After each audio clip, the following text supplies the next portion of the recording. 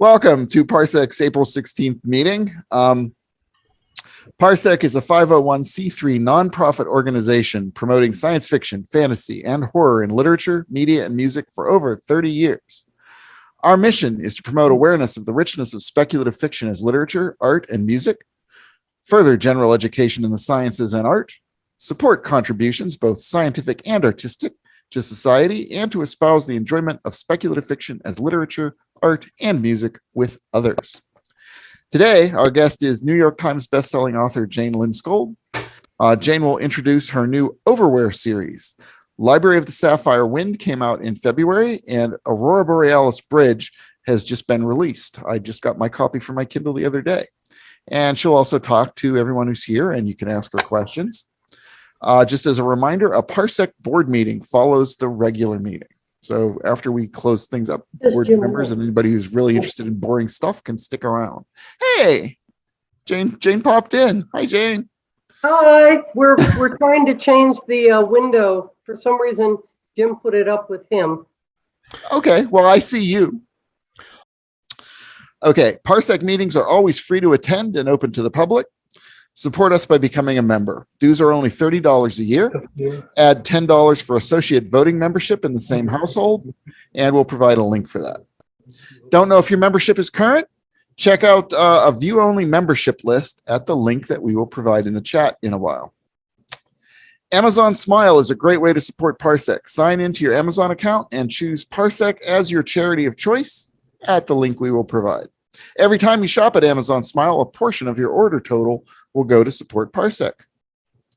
Confluence 2022. This year, the Confluence Conference will be held in person. We're going to try to get back together on July 29th, 30th, and 31st.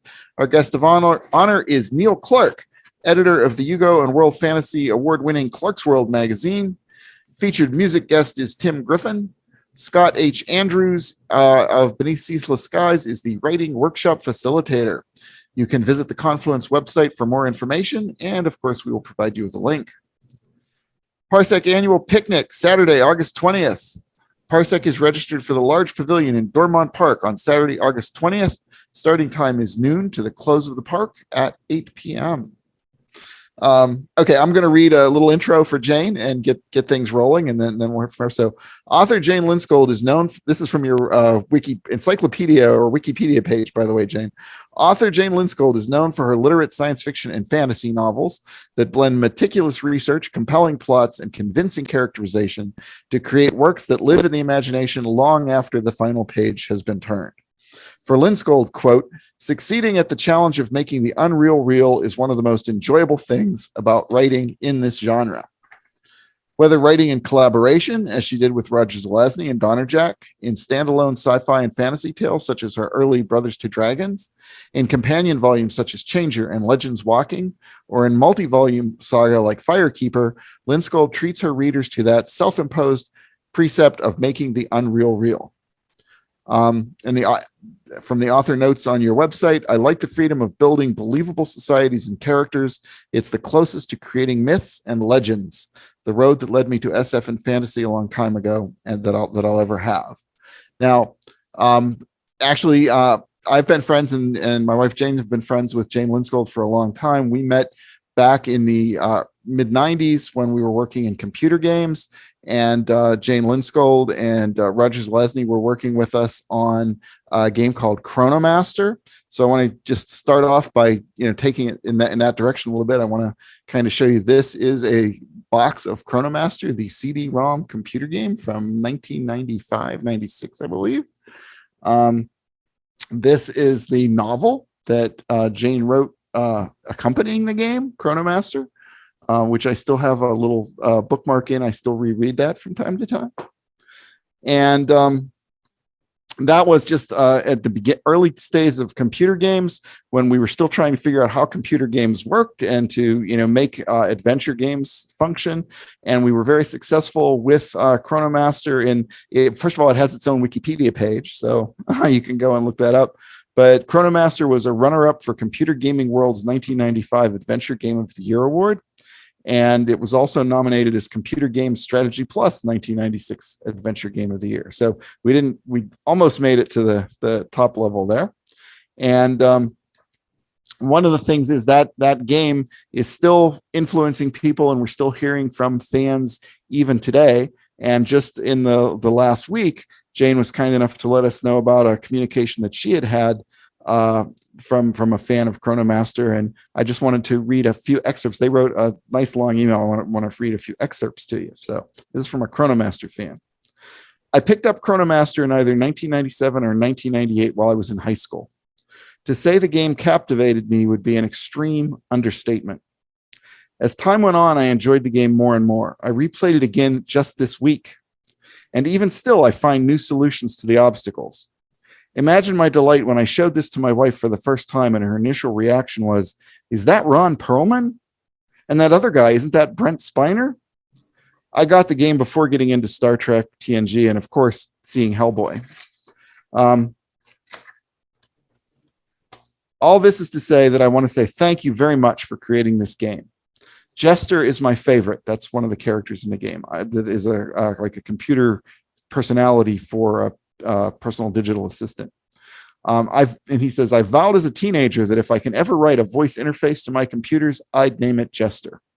And now that I actually am a programmer, I've been seriously considering sitting down and doing it. It's high time someone put out an open source digital assistant. Thank you very much for, well, everything, Patrick. So that's the kind of fan mail that you've affected someone's life, and that it's like, how many years later is scary that they're still telling you how much that actually meant to them. And Jane Lindskold and Jane Knoll and myself, we were all working on that game and getting it done, and that's how we basically became friends with Jane, and we've been following her career ever since. And we have a whole shelf devoted to Jane Lindskold books. And so what I'd like to do is talk to Jane and talk about things like, well, the Chronomaster experience, and you've had quite a career. You just sent me, your list of works here this weekend. It's like 31 novels. I didn't even know there were that many, and just a slew of pages and pages of short stories. And I'm sure everyone here would be interested in just how that all developed, and some of your favorite things and that sort of stuff. So I'm going to just stop talking now and let you say something. Hi, Jane.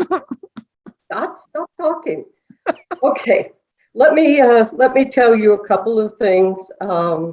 First of all, I'm in love with Hannah. She has the most lovely face and is so intent. Mary Soon Lee, I have been enjoying your poetry a great deal in Dreamforge and elsewhere, and I particularly loved the absolutely brilliant one that read backwards and forwards. Just wonderful. And Scott and others were talking about joining a ConCom. I've only been on one once. It was a very strange experience, but I made one of the best friends of my life. He showed up today, Paul Dellinger, when we were both on the board of directors of a completely dysfunctional con. I'm sure not at all like yours, but even what I'm saying is that even when it doesn't work out, you can just make some wonderful connections with people, and I'll always treasure those days. And Paul and I have been pen pals now for almost half my. I think I worked it out. We're getting close to half my life now. But Jane and Scott was being very modest there. I worked on Chronomaster with them at one of the worst times in my life. And again, this makes me really value the SF community, the networking community, the supportive community. But when we started on the work, Roger Zelazny, who I was living with at the time, was dying of colon cancer. And he died in the middle of the process. And literally the day after, by express mail, Scott and Jane sent me a basket full of food. I was in New Mexico. They were in Pennsylvania, and they sent me a basket full of things like,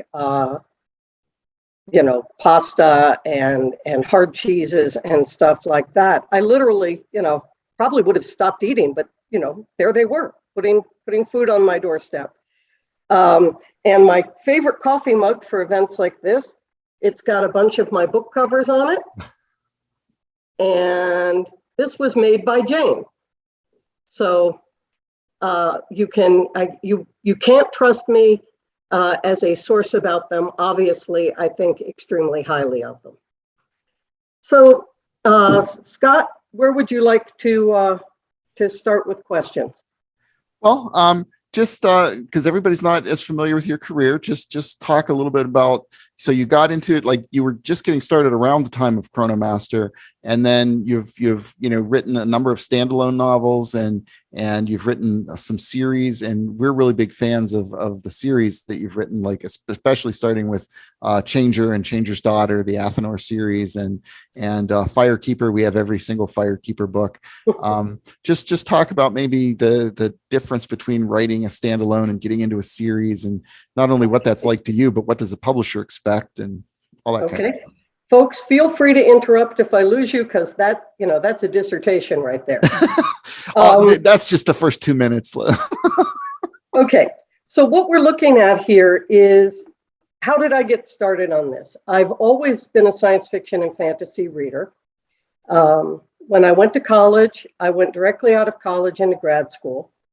After I finished up grad school, I decided that all the time and energy I had been putting into being a full-time graduate student and and writing my dissertation and stuff, I was going to immediately switch over to seriously addressing writing fiction, because life has a way of filling in any of your spare time.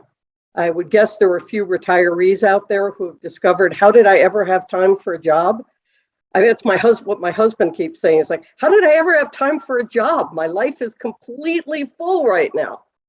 Well, I knew the same thing was going on with me, would go on with me in writing. If I didn't immediately make the time that I had been putting into being a graduate student and writing my dissertation, I was going to lose that time. So I started writing pretty seriously in 1989. Actually a little earlier than that. And I promptly started collecting rejection letters, a lot of them. And I went on with that. And let me see, I was corresponding with Roger Zelazny at the time, just, snail mail pen pals. And that was interesting because I learned a lot about the business aspect of things. But one of the kindest things he said to me later on is, having read a couple of my stories, he felt that I already had what it would take. And he didn't want, as he put it, to turn me into a cut-rate Roger Zelazny by giving too much writing advice. So instead, he dove in and gave me advice about the business side of things. He let me know where I could find out about markets, etc. So that takes me from in 1989, I think it was either 1989 or 1990. I moved down to South Central Virginia, a small town called Lynchburg, where I taught college at Lynchburg College. This is not Liberty University, which is Jerry Falwell's institution. It's a small liberal arts college. It was a great experience. I was really fortunate in that the people in the department were very focused on teaching. They didn't care that what I wanted to write was science fiction and fantasy. I didn't run into any of the nastiness and sneering you frequently hear about. Instead, they were just sort of gently amused by the young professor in the top attic office, who in her spare time was writing weird short stories. I sold my first short story, I don't have my bibliography in front of me, to a small magazine called Starshore, published by a fellow named Richard Rowland, and for a walloping $58. But the excitement was immense. The story is called Cheesecake, and you can find it in my short story collection, which is called Curiosities, which contains 13 of my short stories from spanning my career between its beginning and about 2015 when I published it. The last story in the collection, in fact, I sold to Scott. And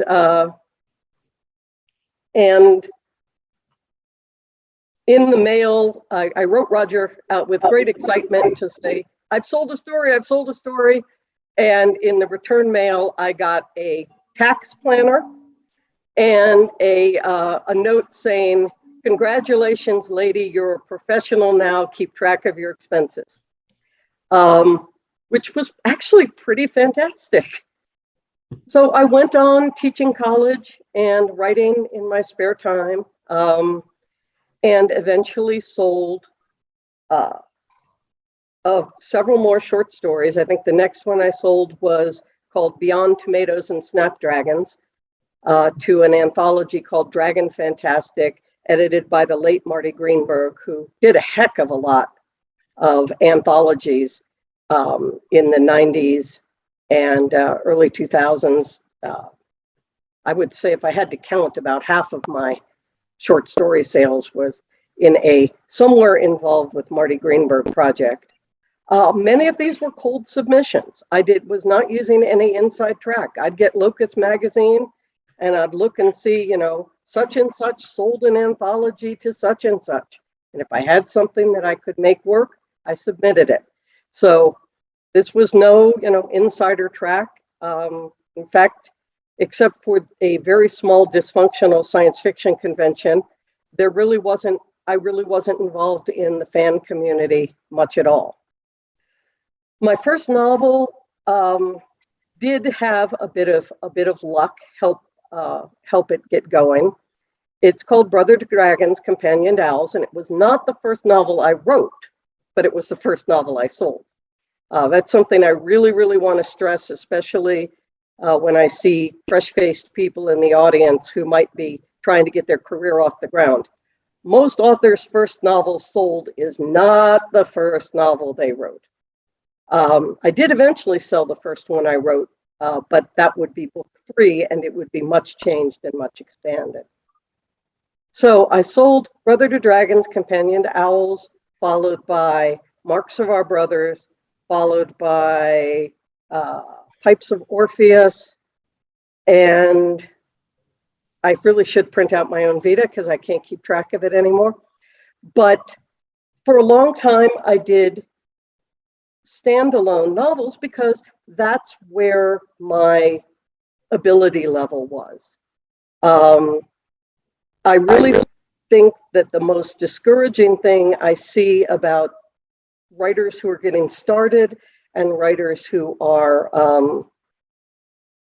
you know, whatever age doesn't matter, is a reluctance to write to their level of skill. I don't know the number of conversations I've had with bright-eyed young things who want to tell me about their 5-volume series that they're putting together. You know, I couldn't have done a 5-volume series when I got started. I needed to learn how to write, and I needed learn how to write at novel length. My first novel that became part of a series was Changer. And it was not initially intended to be a series. If you look behind Paul Dellinger on the shelf above his head in the upper corner, the beige title with the reddish brown on the back is Changer. Changer did surprisingly well. It earned out its advance, much to the shock of Avon Books, who were not used to books earning out. And so they asked me if I wanted to do a sequel. So I did a sequel.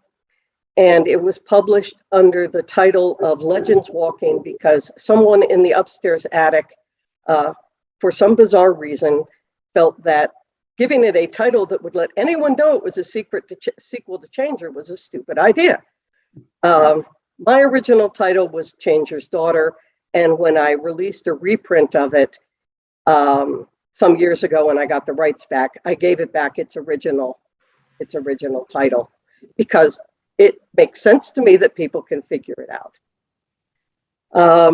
I never gave up writing standalone novels. I like writing. There are some ideas that are standalone ideas. My book, Child of a Rainless Year, which courtesy of Jane Noel is out as a new shiny bright ebook. We finally got it done. Is a story that is a standalone story. It would be weakened by being expanded. But I like writing series as well. I'm going to stop and take a deep breath and say, are there any questions or things before I go rattling on? Just feel free to chime in. I'll rattle. Well, I was going to say one of the things that I want to do is you've obviously written both series and novels for publishers, but one of my favorites is Asphodel, which was kind of your. I might express this wrong, so just correct me. But it's like I know what publishers want and how they think in marketing stuff, and I want to just write this thing which I want to write, and be imaginative and go where my imagination really takes me, and I will just self-publish it kind of idea. And I just want to hear a little bit about that, because I think that in itself is a nice little adventure. Sure. I'm going to segue into that a little indirectly. That's fine. Okay. My first experience with having a publisher come to me and say, I'd like a series sell. You have a following, but essentially we have to reinvent the wheel every time because, Jane, you never write the same book twice. And it's true. Mm-hmm. If you ever get interested in reading my stuff, please don't look for me to be one of those authors who you can pick up and say, have I read this book before? It's a lot like the other book I read by them. I really like exploring new ideas, new settings, new places. So, but my editor, who was John Douglas at Avon Books at that point, a wonderful editor who we had a great relationship, and he's one of my top 2 editors that I've worked with in my career, said, I'd really like to see a series from you. So by then, my world was a lot less dark place. I was remarried to a charming fellow named Jim Moore, who has been phenomenally supportive. And I said to him, help me brainstorm this. So we started going through ideas and limiting it down. And eventually I decided I wanted to do something with the feral child motif. It's one that's always fascinated me. And then there was the question of, well, do I do it as science fiction or fantasy? I really felt that nobody was ever going to top Stranger in a Strange Land by Heinlein as a very fine look at the essentially feral child in a science fiction setting. So I decided on fantasy, and that led to the Firekeeper series, which has been my most popular and certainly solidly selling series. I did 6 books in that for Tor, and then after Tor and I parted company, I eventually did 2 indie pubbed ones, because Tor might have been done with the series, but my readers and I weren't done with the series. So, but this indirectly leads to Asphodel. I had some very good editors at Tor, and certainly none of them were terrible, but they were under constraints caused by the marketplace. Authors are increasingly getting turned into a brand, a thing. Those of you who are familiar with the works of David Weber, for example, of the Honor Harrington series and others, would probably be shocked to know that when I met Weber back when I had 1 short story and he had 1.5 novels published, he wanted to write epic fantasy. That was what he wanted to do more than anything. And boy, did we have a lot of long talks about that. But once Honor Harrington took off, it became increasingly hard for him to not only get, his publisher has been very supportive, but his readership, when I go to the candy box, the shape chocolate I want from David Weber is going to be science fiction It's going to have a military flair. It's going to have strong, personable characters. But if he ever does the epic fantasies that he's done sporadically have never really done as well because of that.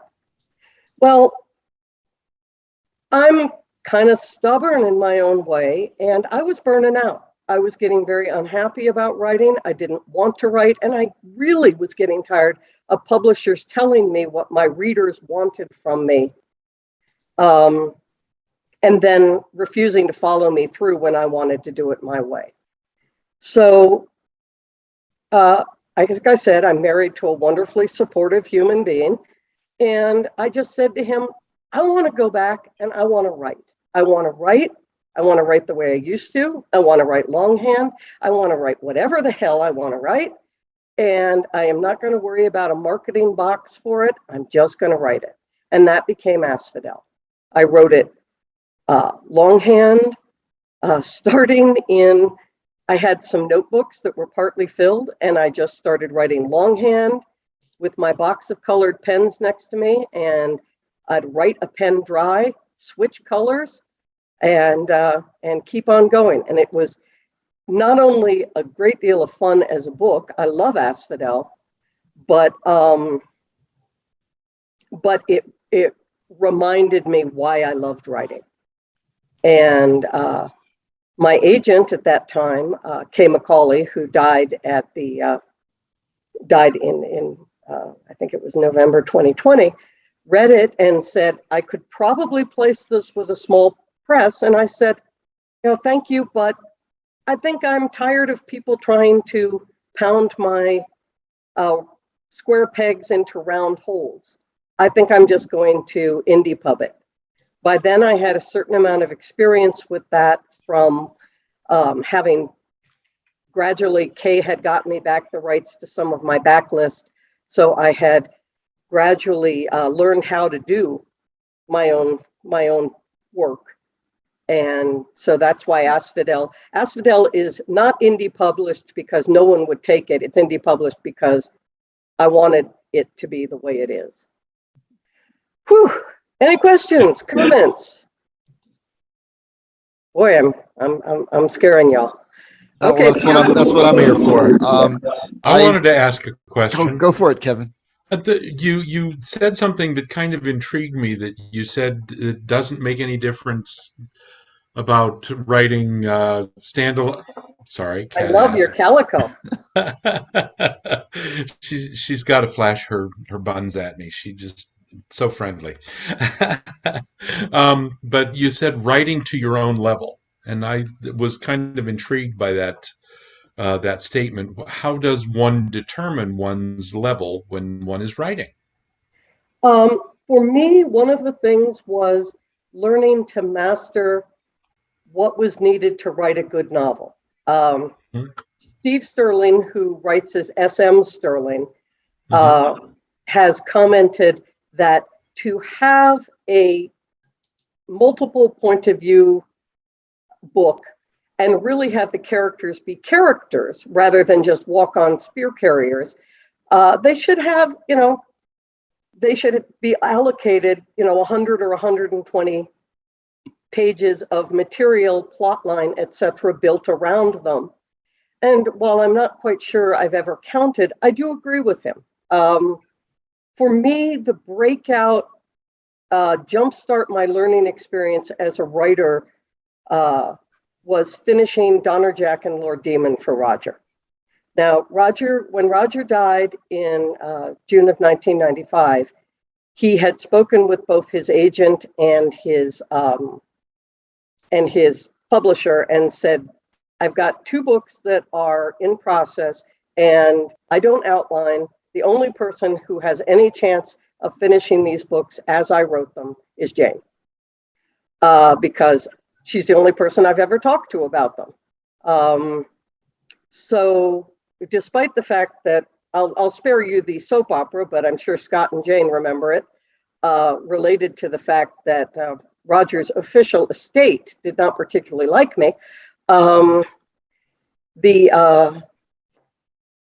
the fact that both his publisher and his agent supported what he had said to them led me to do that. So here I am.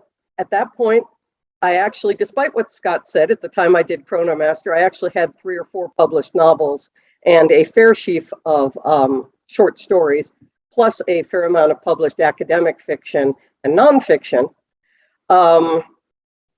Still, writing a book that Roger freaking Zelazny had started, that's a big challenge. He not only was a little daunting. Yeah, daunting, and yet I really wanted to do it, and I did believe what he said, that I could do it. So I remembered something Roger had said about when he worked with Philip K. Dick to finish the novel that would become Dies Irae. He said he did not try to write like Philip K. Dick. Instead, he read a bunch of Philip K. Dick, took a look at hallmarks of Dick's writing, and then worked to blend it with his own stylistic choices into what he called a meta Philip K. Dick style. So I decided that to do Donner Jack and Lord Demon, I needed to do the same thing. So fortunately, I'd already read just about everything Roger had written because I had written an academic biography for him for Twain Publications. Another thing, Scott, that I really did have a track record before I started Chronomaster. I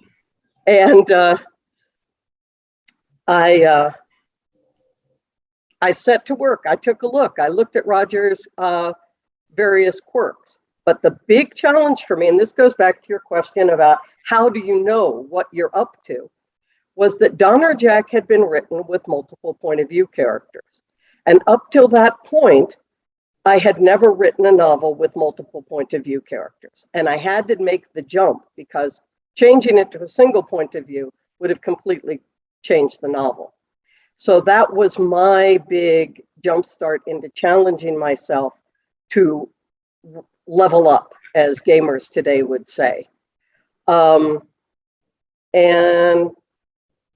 it wasn't easy, but I managed it, and I am very proud to say that to this day, I have been sent numerous queries from people asking where my part of Donner Jack picks up and where Roger's part is, and no one has ever been right. So I managed the blending. Thank you, Mr. Thompson. I managed the blending because my goal wasn't to show off Jane Lindskold. My goal was to give a lot of people who were heartbroken at seeing one of their favorite authors die comparatively young. He was just not even a month past his 58th birthday.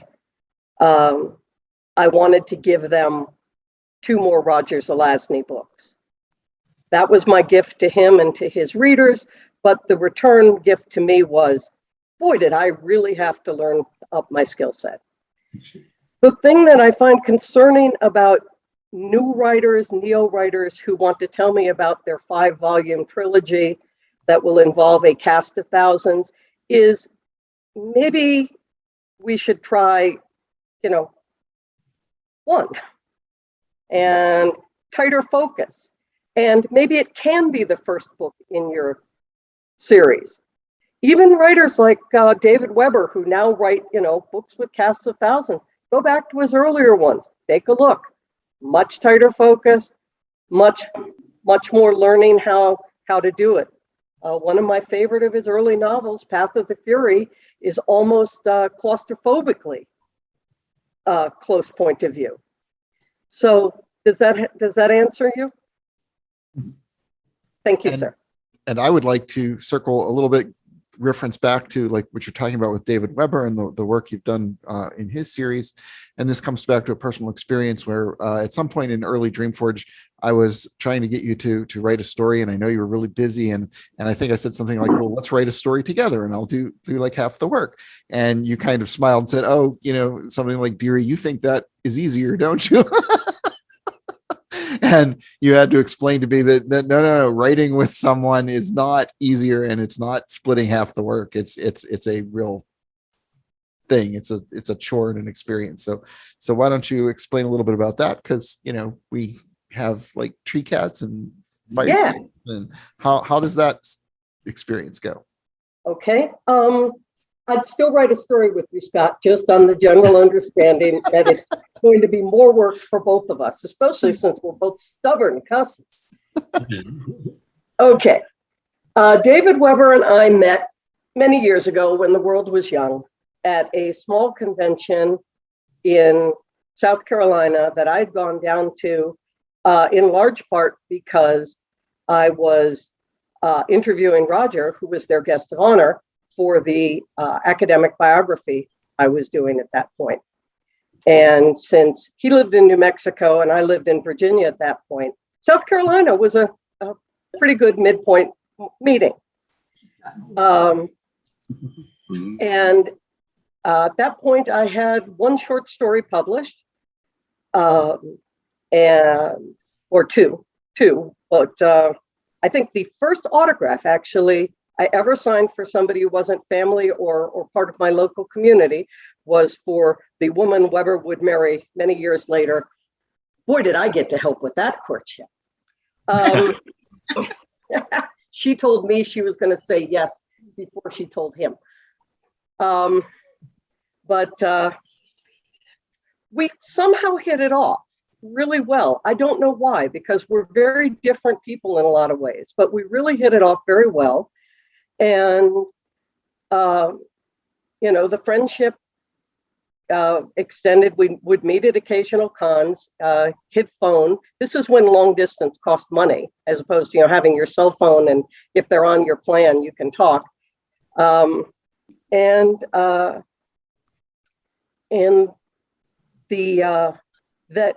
everything, what was a basically decent friendship really blossomed into a very strong one when one day I get a phone call. This would be sometime in the early 90s. Jane, this is David. I always call him Weber, by the way, because at that point in my life, I had way too many Davids in my life. So he was Weber, and he still is. My car broke, and the sign says I'm somewhere near Lynchburg. And I said, fine, I'll come get you. I did, took him home, found him a garage, and by the time the car was fixed, he had the world's most cranky old Volvo. He stayed for like 5 days, and we went off to a con, and then he came back. That's it. We were buds. And thank God for that friendship, along with a very small handful of others. It's what pulled me through after Roger died. He called me every day. And this wasn't a guy trying to hit on a suddenly single woman. This was, Jane is breaking, and I'm going to make sure she doesn't break. In fact, he was the one who convinced me that I shouldn't run scared when I started getting interested in my husband of now 25 years. So this isn't anything that was ever romantic, just buddies. So one day, phone rings, and it's Weber. And so I put on my headset and go out to pick string beans, because there is no such thing as a short conversation with David Weber.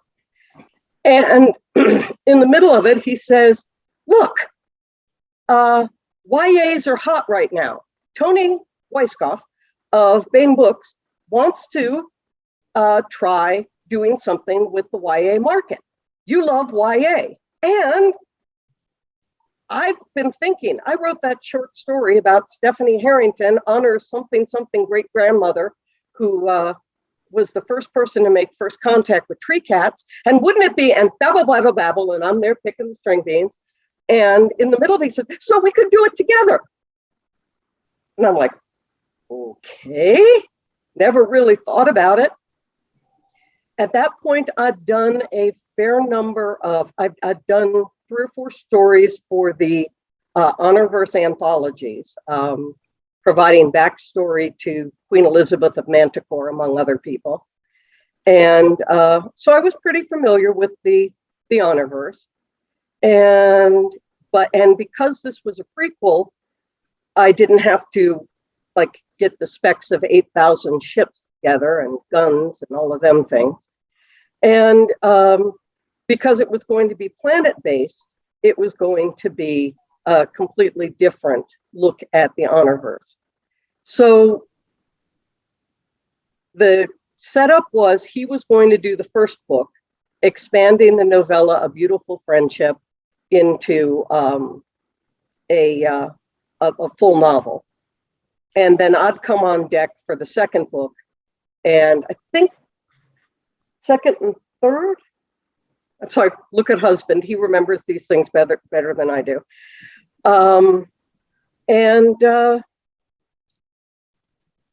I will say that I think collaboration, even with a good collaborator, is harder for me than writing solo. I'm very introverted. I sink into my story. One of the great joys about writing Asphodel was having permission to write a weird story that I didn't have to answer to anybody or any proposal or anything about.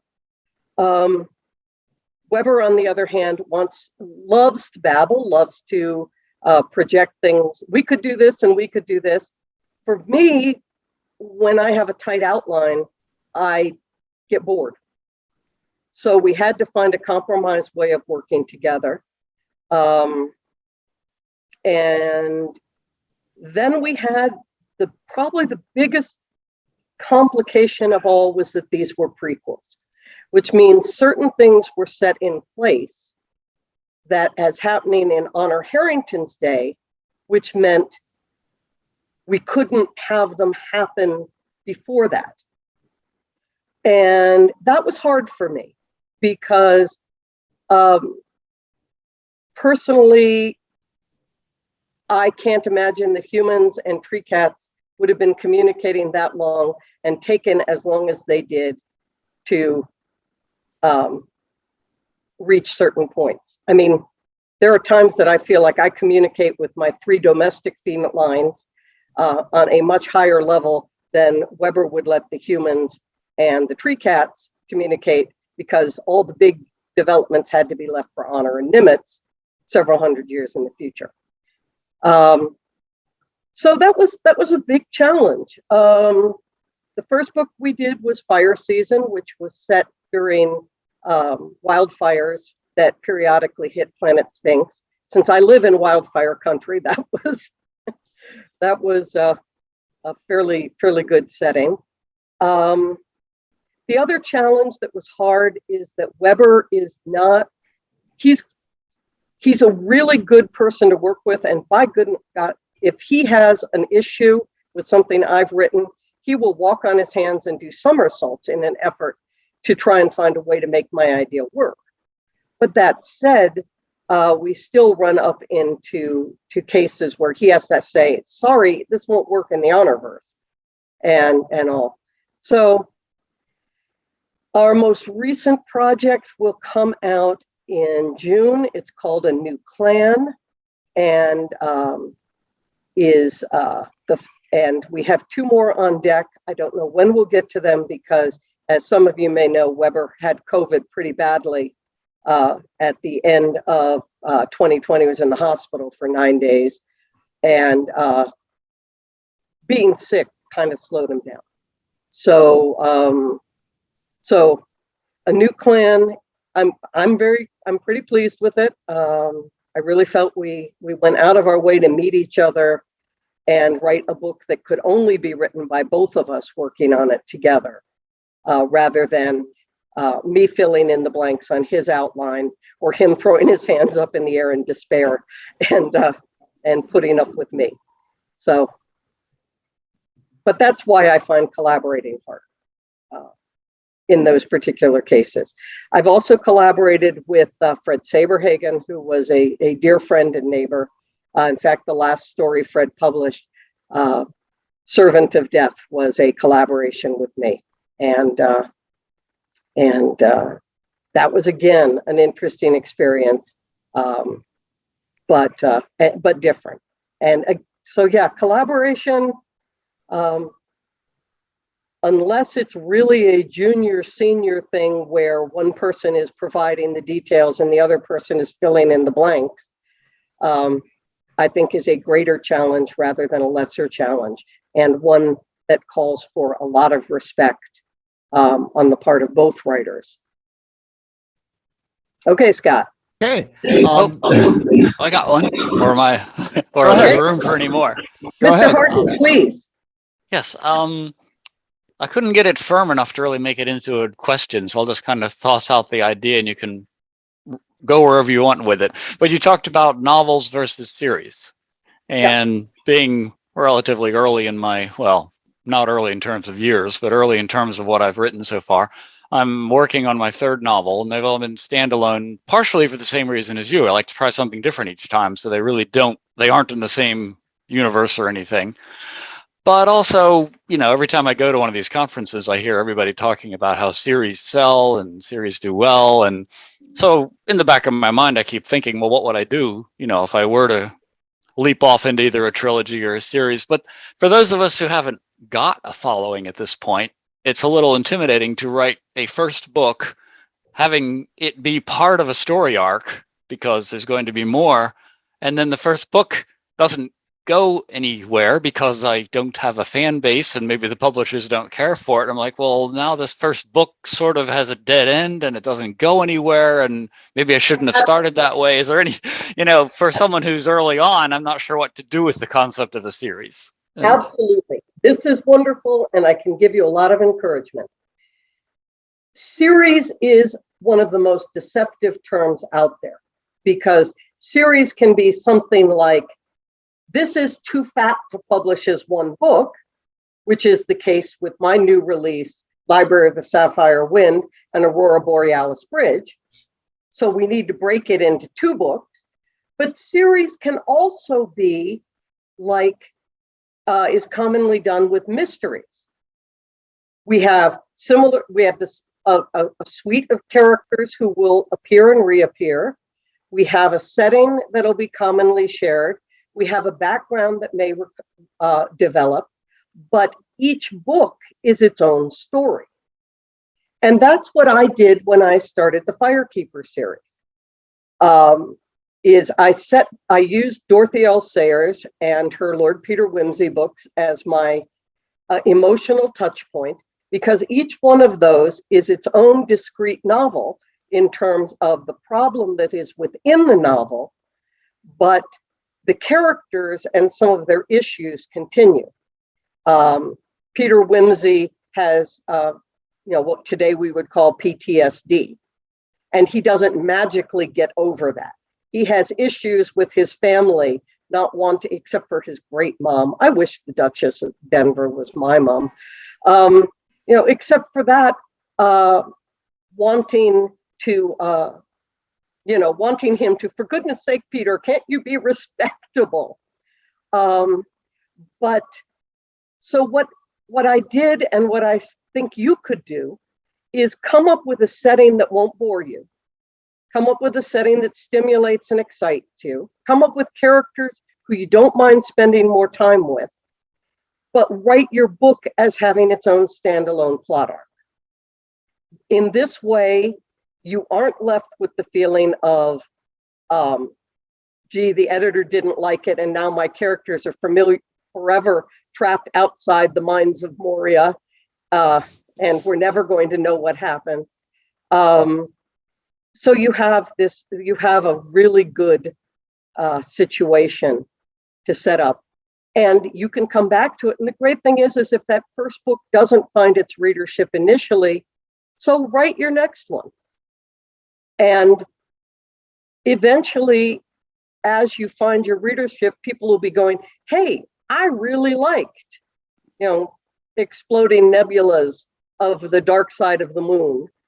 And there are more. I want to go back. And readers are pretty darn tolerant if they know they're reading backwards in a series with minor spoilers. They're really very generous about it. In fact, a lot of the time they're really excited. They might discover your series at book 3 and go, who is it? How did these people get to be such close friends? And then they go back and they say, okay, heck, for a lot of people, it's a comfort thing. great. I know they won't die because they're all alive in book 3. So that's what I would really suggest is if you're building things, come up with people you want to spend time with, come in with a place or location that you want to explore, and then give yourself a plot that will solve it. Let me give you the example of the first Firekeeper novel. The first Firekeeper novel starts with the basic problem of, it's a feral child story, but it's also because I really felt I was never going to top the Jungle Book or Tarzan in terms of what you might call a first encounter feral child book.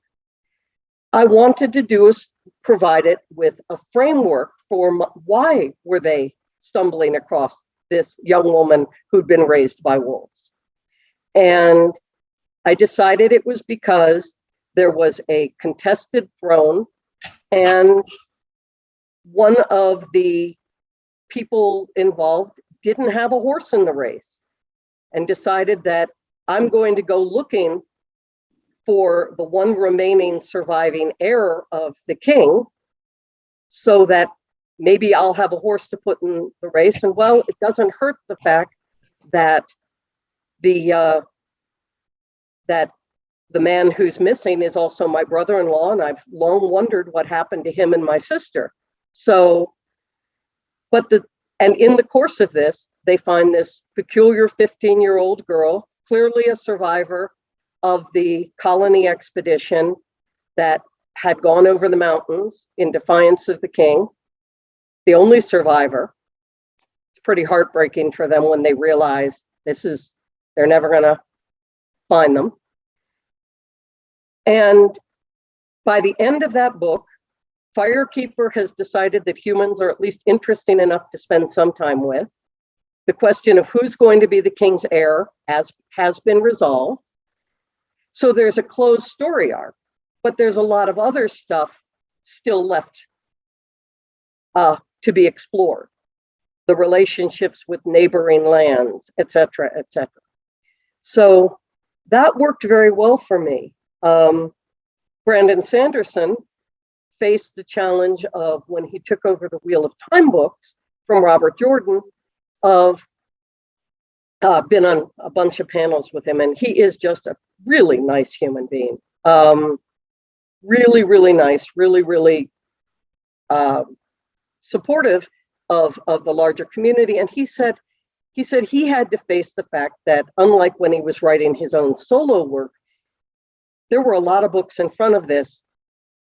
Did he write for the audience that knew all those other books, or did he try and write for a new arrival? And he made the decision that no, at this point, we need to write for the people who are fans of the series. So that is something that, if your hypothetical series takes off, might be a decision you have to make.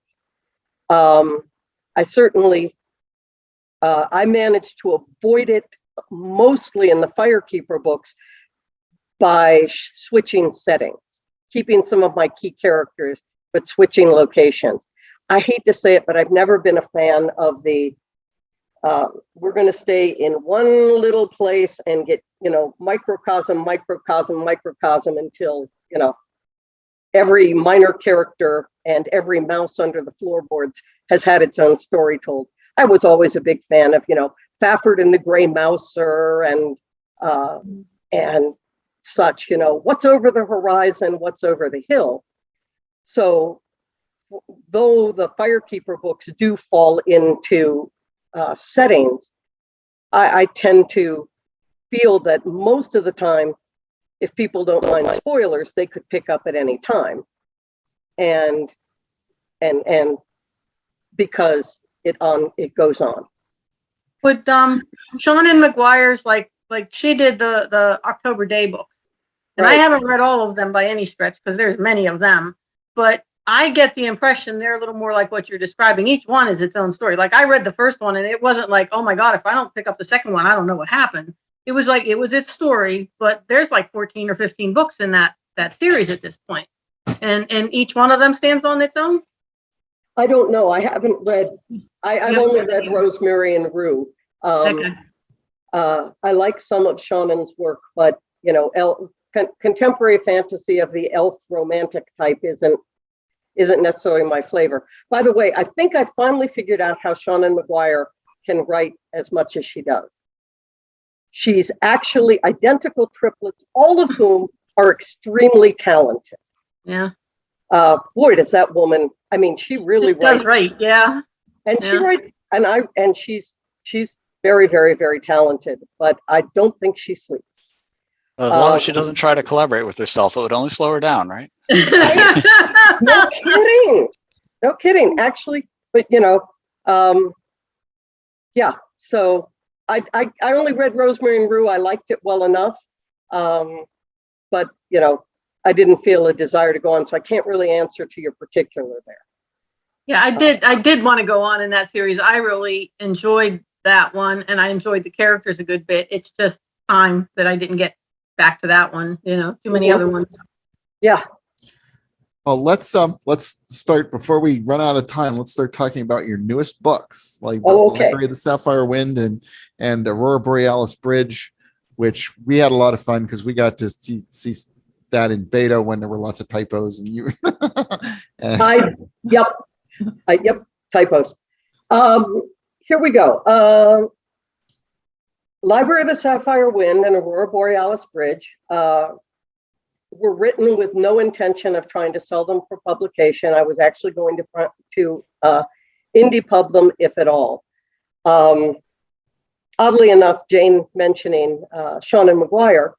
Shannon Maguire is excellent. Oh, come on, now I'm going to blank on the title. The book that won every award when it came out in the novella category, the portal fantasy about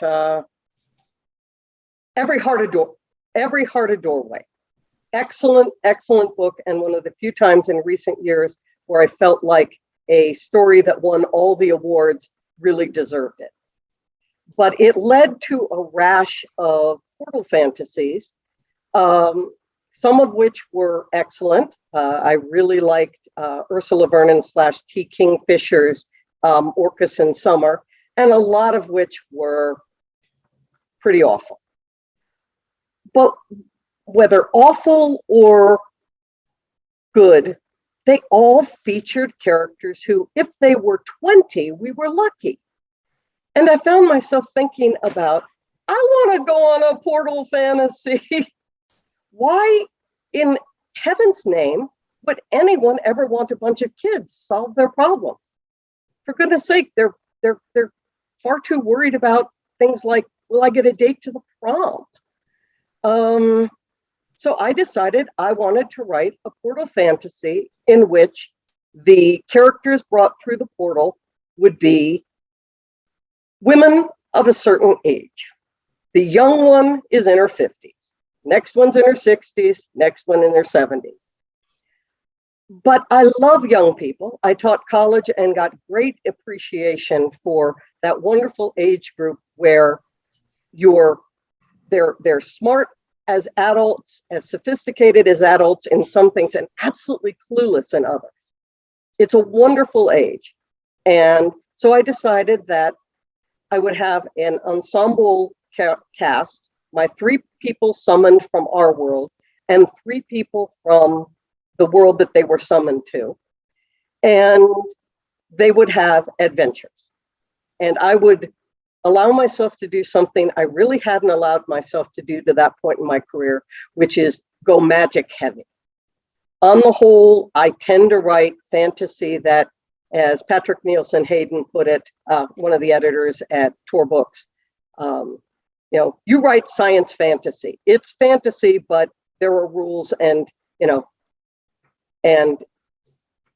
it's very tight and very limited. I decided I wanted to pull out the stops. I'm getting no younger. It was time for flying ships and the whole 9 yards. So this started a good number of years ago. I'd have to actually check my own blog that I wrote on it to get exact dates. And I was having a wonderful, wonderful, wonderful time. I wrote 150,000 words in the fastest, yeah, you got it, Mr. Hayes, far faster than I ever have before. But then about that time, my agent got me back my rights to the Firekeeper novels. And I felt I owed it to my fan base to make sure those books remained available, at least as an ebook. So I got them out as ebooks, and then fully submerged in the world again, I wrote the long planned sequels, which came out indie pubbed as Wolf's Search and Wolf's Soul. Somewhere in there, David Weber wandered back and said, "Hi, we've got a book contract. Maybe we should write a book." And so in August of 2020, I think it was, I turned over to him my version of our rough draft, and I had spare time, and I thought, I want to go back and find out if that Library of the Sapphire Wind I was writing when I had to shut down and do other things, I still love.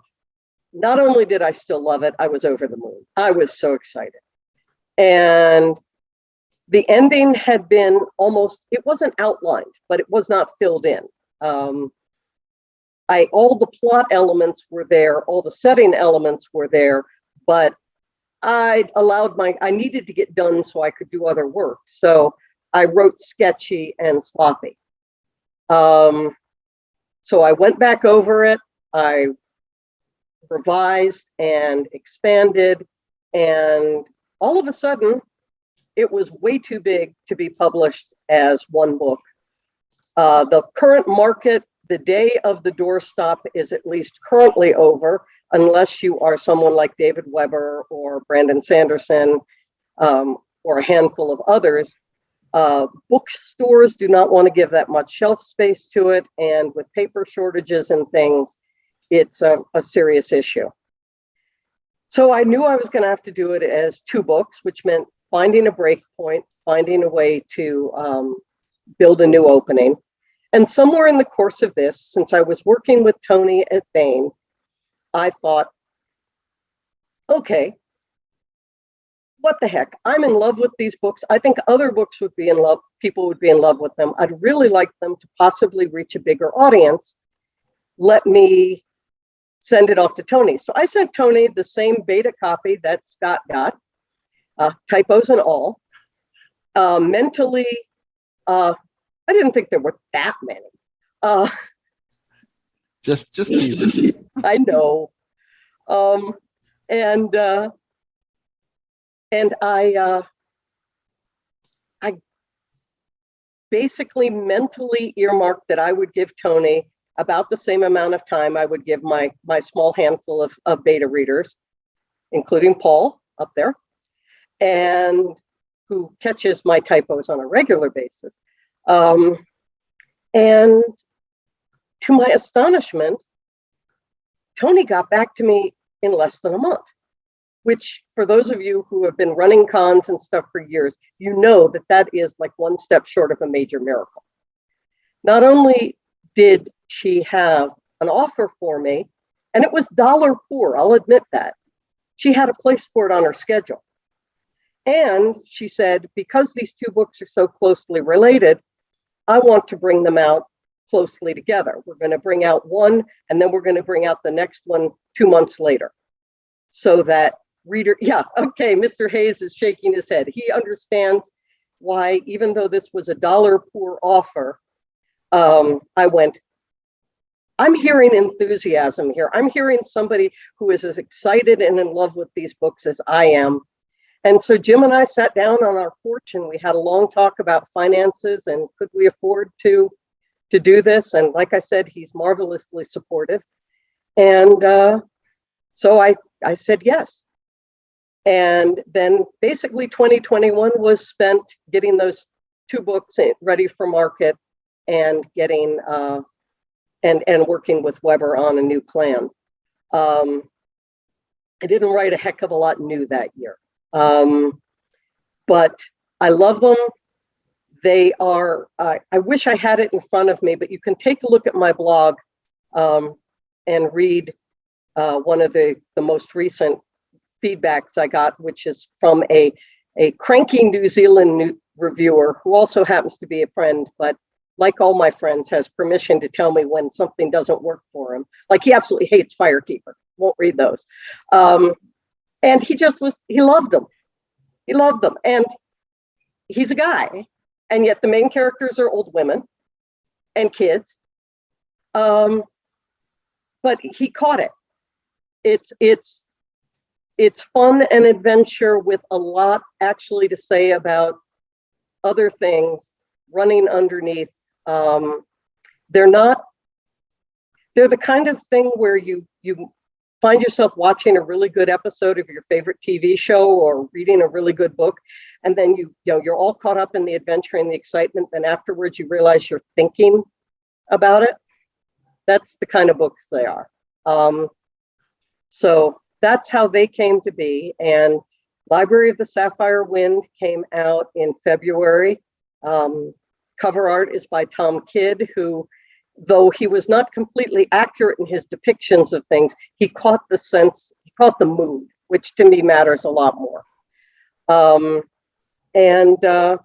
Then Aurora Borealis Bridge came out in ebook April 5th and in print just a couple days ago because there was a delay due to paper shortages at the printer. I just want to interrupt quickly.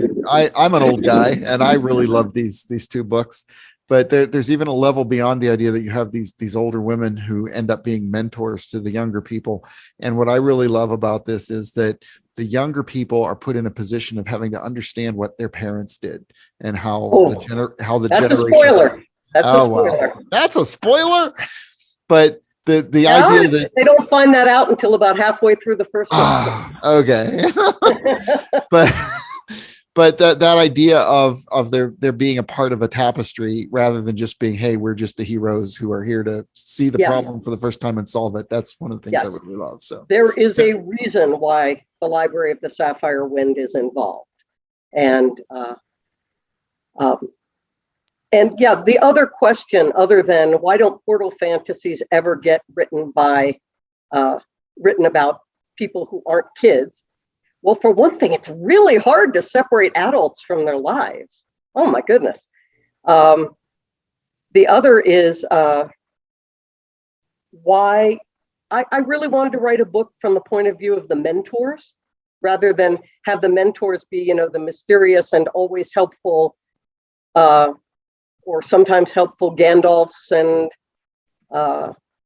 Dumbledores and other people who come in at the 11th hour with the answers for the kids. I wanted to do it from the point of view of the people who are having to come up with the answers, and provide a little bit of the feeling of what it's like when other people are looking to you for advice, or you're looking to keep them from doing something dumb without undermining their sense of self. So I've been babbling for a huge amount of time now. And I know you guys have a board meeting. And it's been wonderful.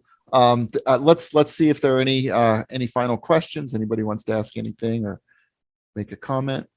I was just going to say, do you think that you may be at the forefront of a whole, I don't want to call it a movement, but the whole notion of the mature main character, where it's like you say, it's not a young person out having an adventure and having to deal with all of these things. Partly because I have not read your book, so all I know about them is what you've told us about them here today. But Kat Rambo's recent publication of You Sexy Thing, her main character is a woman of an age. And I found it absolutely delightful. I enjoyed it quite a lot. I thought it started a little slow, but once she got moving, it was a lot of fun. And that's the best I can say about it. But like you said, so many times other people are doing it's the 20 somethings that are out there making their way through the mines of Moria, and it's the gray hairs over on the other side saying, you should have gone this way. And don't drop the rock down the well, please. Right. Well, I think there is something though to the idea that the audience is aging too, because Mhm. historically, when I was of 20 years old, the idea that adults would read fantasy would have been insane. It just wouldn't have been a thing that happened. And now we're old people and we are still reading fantasy. And I think that the audience is growing older too. I think to answer your question about being on the forefront, I think it will depend on sales figures. Unhappily, a lot of publishers are forced to answer to conglomerates who, and the conglomerate tells them what they can and cannot buy. Right. And, It's bottom line. Yeah. and so if there comes a sense that there are a lot of people out there who would be buying a lot more books and reading a lot more books if they didn't have to. I have a local friend here, I will not name her, but she writes historical romance novels, and she at one point said, if I have to de-virginize another virgin, I'm going to kill myself. But I think that, sadly, I think it's up to those of us buying books in the bookstore to show that, yes. So your advice is everybody here, go out and buy your books and get this forefront moving and get the wave going. Is that what you're saying? It could be part of that, but I think it's also just an awareness that we don't want to be invisible. But there are a lot of readers who want to read about competent 20-somethings because they can pretend that they would have been the competent 20-something. I had a reader who was a woman of years get very angry at me for writing a realistic teenager in one of my books, because that's not what she wanted to read. She wanted to read television teenagers who are always smarter than, more sophisticated than. For some reason, they're brilliant at somewhere between 18 and 25, and then they all get stupid.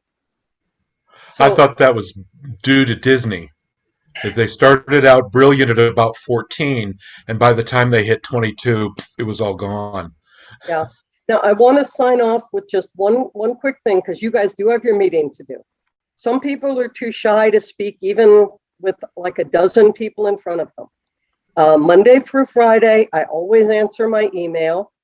I can't say I'll tutor you, but if I can answer a question like I answered for Mr. Harden, I'd be really happy to do so. And so if you're someone there who is thinking, gee, I really wish I'd asked her, please feel free to email me. Scott can give you my contact information is on my website. And, feel free to reach out and say, I really wanted to ask, but I was too shy to do so. And if it's something where I can at least put your feet on a path, I'd like to do so. Okay, Scott, wrap it up. Well, thank you very much. That was just terribly enjoyable. Yeah. I really appreciate you spending time with us. Yeah. Thanks a lot. Thank you all. I'm going to go help a friend move his apartment. I just want to say thank you. I really enjoyed it, and I didn't ask any questions because I was enjoying hearing what you were saying anyhow. Well, thank you, and please keep writing poetry. I love your work. Thank you. Thank you. Good night. Good night. Afternoon. Bye, Jane. Or Whatever. afternoon, yeah. All right. Bye. Okay. Well, that was really cool. And segueing from that, Mary Swinley, do you have a poem for us? I do have a poem.